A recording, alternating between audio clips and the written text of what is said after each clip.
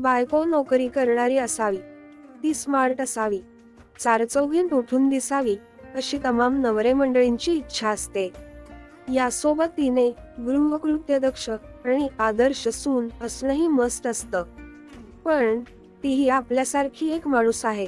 तिच्या भावभावना, इच्छा, आकांक्षा, तिची परिस्थिती कशी असू शकते याकडे मात्र या नवरे लोकांचं दुर्लक्ष होतं.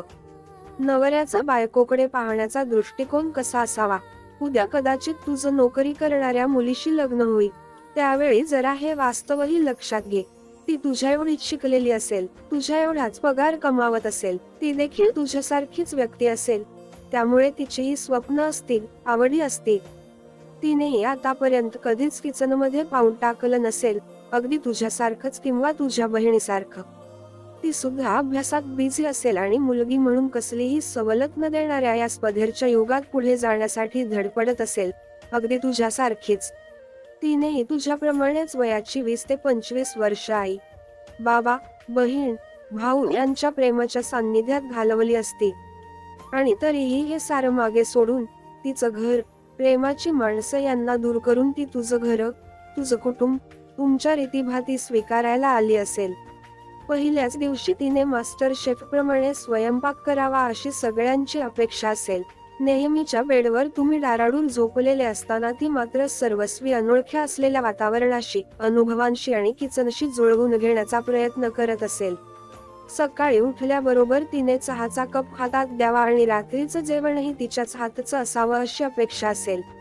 तिलाही ऑफिसच्या कामाच्या डळग पाळताना उशीर होत असेल.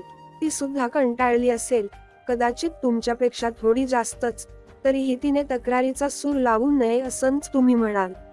नोकर, स्वयंपाकी, बायको यापैकी तिला एखादी भूमिका करायची नसली तरीही, आणि त्यातही तुमच्या तिच्याकडून काय अपेक्षा आहेत हे देखील शिकण्याचा ती प्रयत्न करत राहील.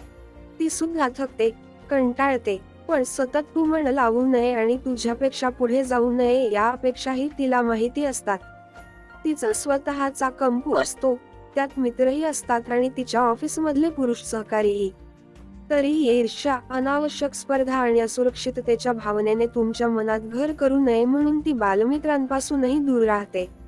कदाचित तिलाही लेट नाईट पार्टीत जायला, धमाल करायला आवडत असेल, पण तुम्हाला आवडणार नाही म्हणून तू सांगितलेलं नसतानाही ती तसं करत नाही. स्वतःकडून पूर्ण प्रयत्न करून ती हे नातं सुंदर करेल. तू मदत केली आणि विश्वास ठेवला तर हे नातं जीवनातलं सर्वाधिक यशस्वी शिखर गाठू शकेल. या अनोळखी घरात केवळ तू एकच तिच्या ओळखीचा, जवळचा आहेस, त्यामुळे तुझी मदत, संवेदना आणि सर्वात जास्त महत्त्वाचं म्हणजे अंडरस्टँडिंग आणि प्रेम मिळावं, अशी तिची अपेक्षा असेल.